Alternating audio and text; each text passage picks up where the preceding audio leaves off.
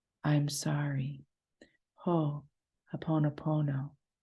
I love you. I'm sorry. Ho, Ho'oponopono. I love you.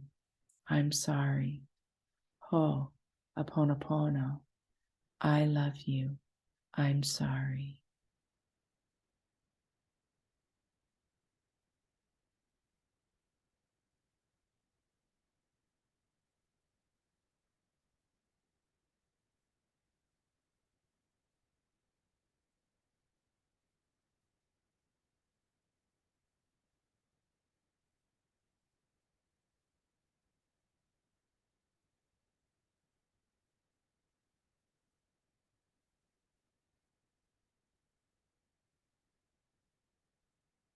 And in this energy, I invite you to keep your focus, if you can, on yourself, on improving yourself, letting the sphere of these hurts be held in the larger sphere. And with that, I invite you to open your eyes.